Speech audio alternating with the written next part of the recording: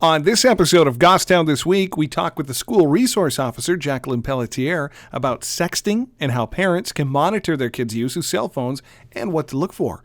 Also, the rail trail gets a big donation, and senior night ends with a thrilling finish in hockey. Coming up next on Goffstown This Week.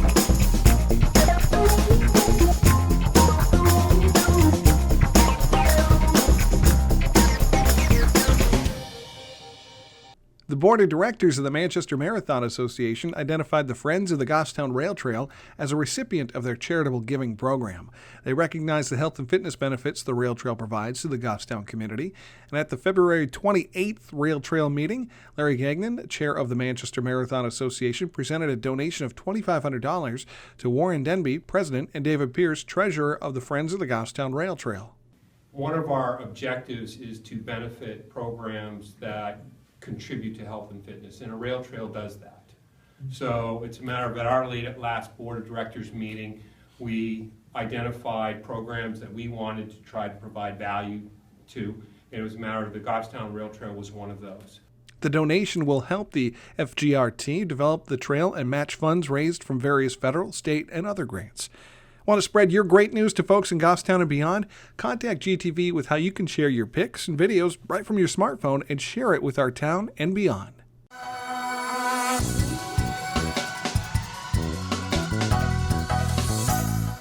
Hello and welcome to Goffstown This Week. I'm Adam McCune, your host for the show and coordinator here at Goffstown Television. With me is Jacqueline Pelletier, the Goffstown Police Department and the School Resource Officer. Hello and welcome to Goffstown This Week. Thank you for having me. You're in the school and you see quite a bit of what happens with cell phones, and that's what we're going to talk about today. I do, and I see it on a daily basis. A daily basis. So let's just dive right into it. I want to see like examples. No, I don't want to see the examples, but I want to hear about the examples of what's happening in our schools here in Goffstown specifically. Sure. Whether it be a student coming to me or a guidance counselor, almost every single day there's at least one person that's coming to me with regards to an issue that they're having with a sexually explicit photograph of either themselves or them receiving that's been blasted out that they no longer have control over. And this isn't just something you're hearing about that's happening in, some faraway place. This is happening here, this building that we're in. Absolutely. Absolutely. It's happening every day. That's kind of scary. As parents in the school district, it's kind of scary to think that, they have cell phones out there and they're doing some things that if the parents knew what was happening, they would be livid with their kids. I'm sure of it. I would hope so. And I try to educate these kids that once they take this photograph, for regardless of whatever reason that they took it, once it's out there and the damage is done. Right, and there could be some big repercussions for that. I know, like going on, like right now is the NFL draft, or the NFL combine. Those kids are under a microscope from the time they're in high school through college and everything. What if some student here is good at some sport? A college recruiter is going to go look at all of that. Absolutely, and a lot of kids will lose their scholarship if they have anything inappropriate that they're blasting out or on their social media. And these kids are on their social media all day long. Whether their families know it or not, they have the ability to hide it, and it's at their fingertips, unfortunately. Now, I'm of the assumption, maybe you can correct me if I'm wrong, the kids are kind of on like Snapchat. They may have moved on to something else by now. I don't know, it might sound like old to them. But Facebook is that's like for old people, to the kids in the high school. Meaning like you? Meaning like me. They almost have like a Facebook, I feel, like just to appease their parents. You know what? Some of them probably do. And yeah, they have the Snapchat, they have Instagram, a new one that I just learned about is Musical.ly, and all of these applications have a mechanism of messaging one another. And so this is how these kids communicate, whether they're communicating with their friends or strangers. They're letting strangers into their world by just communicating with them and sharing vital information that they shouldn't be sharing. Right. They could think that they're protected because it's just their friends on Instagram. Yet they'll put out a hashtag that's like 603 Goffstown, and all of a sudden everybody knows where you live, maybe your first name, what your friends look like, that's scary information to give to a stranger, especially someone on the internet. You know? Absolutely. And what these kids don't realize is that all these devices that we have at our fingertips, our cell phones, they have GPS. You take that selfie in the bathroom, and now you've just, locked in your coordinates for someone to click on that photograph and find out where you're located, whether it be at the school, at home. You're just giving all that information away. It's like EXIF data or something like that, where it says like where it was taken, the IP address. I mean, they can know some pretty personal stuff about somebody just by looking at a picture. Absolutely. Now, I know Snapchat is popular. I don't understand Snapchat at all. I don't understand it either.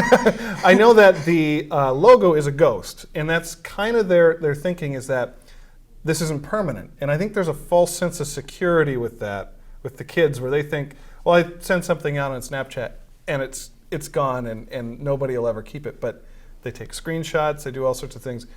It's really important to stress, like, once you give out information on the internet, you lose control of where it goes. Absolutely. No matter where you send it out, by the time you think someone's deleted it or you've deleted it, somebody else, hundreds of people could have already clicked on it and saved it. You don't know who has that picture. That is so scary. It is. And I think, do the kids grasp that?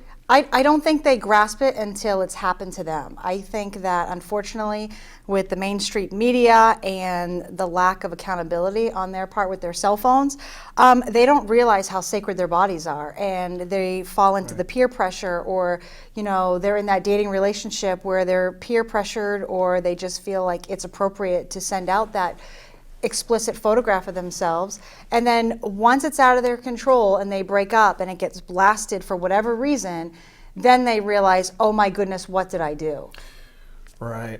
Thinking back when, I'm glad none of this was around for me when I was in school, but everything seems so permanent when you're in high school. It's like the biggest thing that's ever happened. Forever. It's just like, we're going to be together forever, And, we chuckle about it now, but it's very serious to those kids, and they don't see the big picture that it may not. In fact, it's likely that it won't last. Yeah, forever. And I tell these kids it's the I love you forever for 20 minutes. And that's what it is, and whatever happens in that relationship, whether, they share the sexually explicit content or photographs, and they have this sense of security that, my boyfriend's never going to share that information. And then a week later, a fallout happens for whatever reason. Yeah. And to get back at them, they're blasting it out. That's awful. That is something that terrible people do.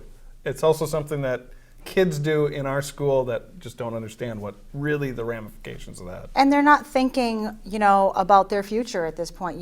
Employers look at, Facebook pages and all this social media that's out there. And when you're doing inappropriate things and it's out there, and they get their hands on it, they may make a decision to go with a different candidate, or you may lose your scholarship as a result of doing something of that nature. How many political careers are being ruined right now in Twitter? Probably a lot. We can only hope, right? Now, it's talking cell phones. We've got, situations where parents, like, they'll go out and they'll get, 3, 4 cell phones, and one goes to their teenage son or daughter, and then they just kind of let it go. And even if the parents check, there's ways that they can get apps that hide some of this stuff, right? Yeah, and all parents have to do is actually Google how to hide my photographs, my text messaging. I mean, some look like a calculator. Right. If you click on your child's calculator and you need a passcode to use it, there's probably a problem. Why does my kid have 4 calculator apps? They're just that studious. That's what it is. They're studying so hard. They want to have absolutely. multiple versions. I was a student of that nature. Absolutely. Very studious. I want to have 6 calculators. But that's one of them that they use is calculator apps. And absolutely. It's not just like... And they're free apps, and it's out there. All you have to do is go to your app store and look up, how to hide these messages, and it's right there to download. Wow. Super simple, right at your fingertips. And what kind of, so it's just like messaging apps they'll put in there? What else do they have in those? They're really just messenger apps or a place to hide your photographs. So that way it's not in your camera roll. Gotcha. So if your parents were to go through and look at your photographs, you would just see your norm of photos. Right. But then you go into a different app where that's where most kids are hiding their inappropriate photographs. Gotcha. That's frightening. I have a son. He's actually out in the hallway here, who's going to be in the high school next year, and putting myself in the shoes of parents, like it's a frighteningly brave new world, and I don't know how to react to any of this. It's tough, and we encourage parents that if you are going to buy your kid a cell phone, that you should tell them and make a contract and say, hey, this is what we're outlining. If you are going to have a cell phone on our plan and we're paying for it, we are going to go through it. Yeah. And you know what? That gives if you do a contract with your child, Yep. gives a visual statement for them to read and understand, okay, well, my parents told me that they're going to go through it. And you should go through it. Yes. Absolutely. Yep. Because you don't know what's going on with that cell phone when they're in their bedrooms or at school. I mean, these kids are on their cell phones at all times, all day long. Oh yeah, absolutely. We have It's to in their face. limit that, as much as you can. It's tough because I know a lot of parents, they want to be like friends with their kids, and it's tough. You got to like put the hammer down every once in a while. It's a balancing act because you want to keep them safe as well, and they're obviously not thinking about the future and where that content is actually going, and whose hands is it going to be in. Right. So you send something out on the internet and you lose control of it. Absolutely, full That's a big control. one. Some of the kids just don't really understand or grasp that, their body, their naked body is that's like all you got. Absolutely. And especially for a girl, your reputation is all you have, and girls can be really, really mean. And once it's out there and other girls are hearing Wait, about to other it. girls that can be mean to other girls? Absolutely. Really? I hate to admit it, but It does being happen. one of them, it happens. Not this girl. But yeah, I mean, it gets really, really tough. And high school's tough as it is. Right. With the social pressures and, doing the right thing. And these kids are pressured all the way around with sex and the media. It's all thrown down their throat. And I feel like they're just being forced to grow up and do things that they shouldn't be doing at this age. Right.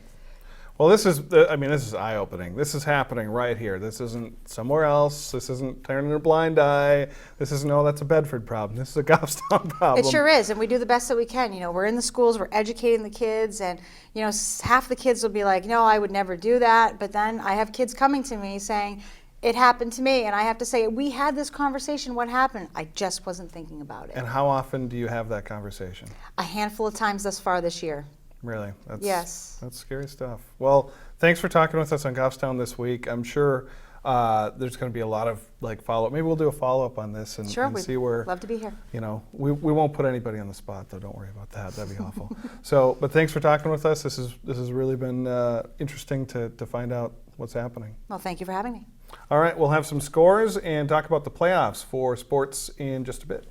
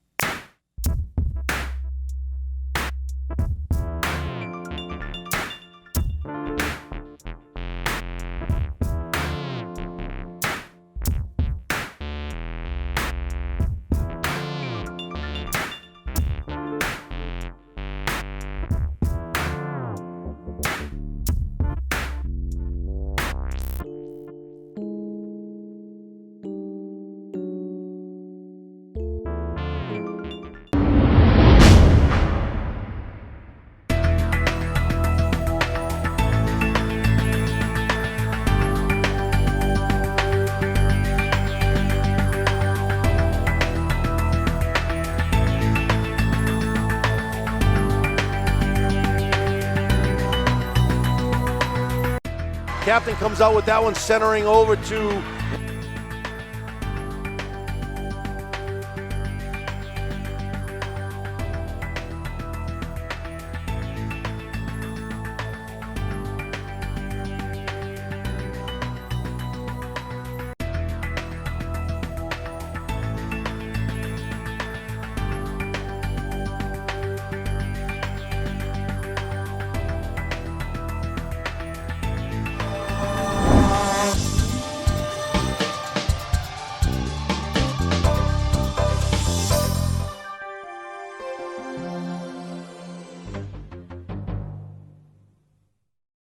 Here's 3 things that you need to know from this week's meetings. At Monday night's Selectmen meeting, State Senator Lou D'Alessandro updated Selectmen on Governor Chris Sununu's proposed state budget, and Fire Chief Richard O'Brien provided officials with an update on the progress of the fire station expansion and renovation project on Church Street. Also, the second of 2 public hearings were held, one concerned accepting an easement on 7 Main Street to expand municipal parking in the village area. At the Sewer Commission meeting on Tuesday, commissioners were informed by the town's finance department the first quarter sewer billing has been prepared. The tax collector has started the liening process. Commissioners voted to continue their practice of abating sewer liens of $5 or less. And during the Economic Development Council meeting on Wednesday, members spent time reviewing the New England Commercial Property Exchange website, including information about several Goffstown properties available for purchase or lease. They're looking forward to seeing the exchange listed on the town's website. And that's 3 things from this week's meetings on Channel 22. To check out the entire meetings, go to our on-demand page, or you can catch the replays on Channel 22.